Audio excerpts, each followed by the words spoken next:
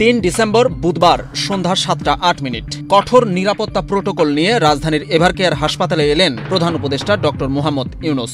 এই হাসপাতালেই গত এক সপ্তাহ ধরে চরম সংকটাপন্ন বেগম খালেদা জিয়ার চিকিৎসা চলছে। বাংলাদেশের ৩বারের প্রধানমন্ত্রীর স্বাস্থ্যের খোঁজ নিতেই এসেছিলেন ডক্টর ইউনূস।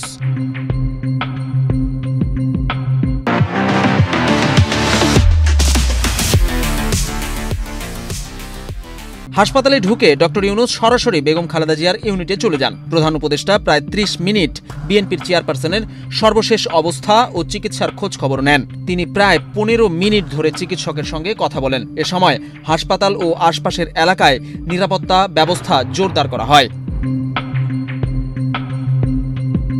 হাসপাতালে পৌঁছালে বিএনপির মহাসচিব মির্জা ফখরুল ইসলাম আলমগীর, বেগম খালেদা জিয়ার ব্যক্তিগত চিকিৎসক অধ্যাপক ডাক্তার AZM জাহিদ হোসেন, অধ্যাপক ডাক্তার শাহাবুদ্দিন তালুকদার, খালেদা জিয়ার ছোট ছেলের স্ত্রী সৈয়দ শর্মিলা রহমান এবং ছোট ভাই শামীম ইস্কান্দার প্রধান উপদেষ্টাকে স্বাগত জানান।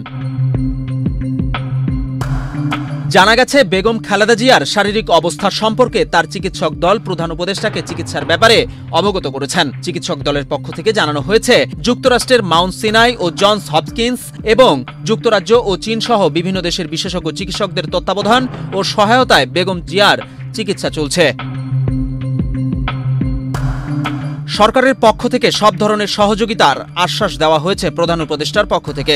একই সঙ্গে প্রধান উপদেষ্টা দেশবাসীর কাছে বেগম খালেদা জিয়ার আরোগ্য কামনায় দোয়া ও প্রার্থনার আহ্বান জানিয়েছেন। বর্তমানে খালেদা জিয়ার শারীরিক অবস্থা সংকটজনক। তার শারীরিক অবস্থা অপরিবর্তিত, তবে তিনি চিকিৎসা গ্রহণ করতে পারছেন বলে দলের পক্ষ থেকে জানানো হয়েছে। দীর্ঘদিন ধরে আর্থাইটিস, ডায়াবেটিস, কিডনি, ফুসফুস, চোখের সমস্যা সহ নানা জটিলতায় ভুগছেন খালেদা জিয়া।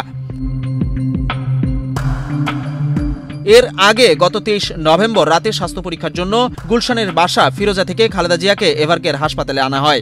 এরপর মেডিকেল বোর্ডের পরামর্শক্রমে তাকে হাসপাতালে ভর্তি করা হয়।